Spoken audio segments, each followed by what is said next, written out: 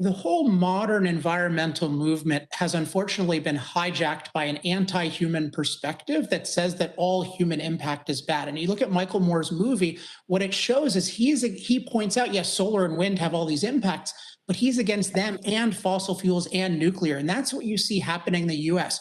We oppose fossil fuels, we oppose nuclear. Unfortunately, Democrats are the biggest opponents of nuclear. Oh, I apologize if I'm out of time. Yeah, so there's a big anti-energy movement that is ultimately going to oppose solar and wind if they ever became cost effective, which they are far from. Thank you, Mr. Epstein. Thank you.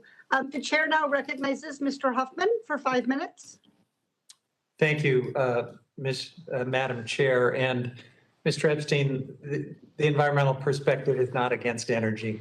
You're going to hear us defend safe, clean, reliable, cost-effective energy replacements to fossil fuel over and over again. So please, no more slight. I disagree with that. I'm happy to explain why if you want. Well, this is my time, Mr. Epstein. Yeah. My time, and the Koch brothers are not paying me for it. This is just me. So, Madam Chair, let me start by saying it's disappointing to see that industry representatives have declined to be here. They've got a lot to answer for, but it's not surprising that they are no-shows.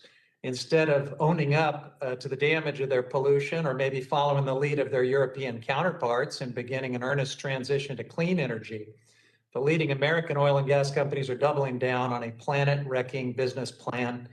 Instead of investing in clean energy, they're investing in PR, just as they've done for decades, knowingly deceiving the public about climate science and about their role in causing and worsening the climate crisis. And today we got the fresh face of that disinformation campaign, a young, relatable philosophy guy in a t-shirt, no less, putting a hipster gloss on a thick layer of sophistry hatched in one of the Koch-funded institutes that pays him to bestow the banner of morality, no less, on their industry. Look, this testimony is like telling Mrs. Lincoln that if she just looked at it the right way, that night at Ford's Theater wasn't so bad. The acting and the set design were splendid.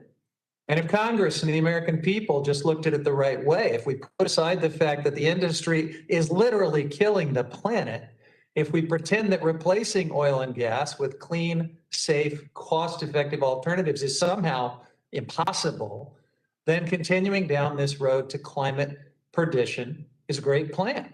Thank you. And I just want to remind my colleague, Mr. Huffman, to avoid commenting on the witness's appearance as a matter of decorum. And I appreciate your participation. And then the other thing about these green jobs, and that relates to this idea of a carbon neutral or whatever you want to call it, is when you make energy more expensive, you make everything more expensive. So what that does is that makes your industry uncompetitive, which has already started to happen and is happening much, much more in Europe and Australia. The representative who insulted me, I forgot his name, but called me he called me like some modern insult.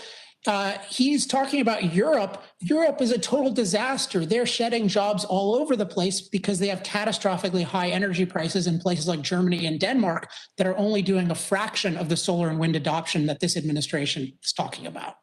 Right. Yes, and I apologize for that because I believe the decorum on this committee should be one of respect to all of those that take time to be witnesses in front of the committee. What can America learn from countries like Germany, Denmark, and others that have adopted high percentages of wind and solar energy? Yeah, we can learn a lot. Unfortunately, Representative Huffman was, while he was insulting me, he was very highly praising the wonderful experiences in Europe of supposedly cost-effective energy. Well, my main researcher lives in Germany, and that's certainly not his experience in the data or in reality. Germany has some of the highest electricity prices in the world, in the civilized world. Why is that? Because they're progressively restricting fossil fuel use, they're outlawing nuclear, and they're mandating wind and solar. So they're just over a third wind and solar for electricity. They're actually using huge amounts of burning wood for electricity, which I don't think Huffman knows about or most people know about. But their electricity prices have gone up by a factor of 2 in the last 20 years. And they're 3 times higher than ours in the US. And ours in the US are way higher than they should be because of wind and solar. Natural gas prices have been plummeting. Natural gas is our leading source of electricity.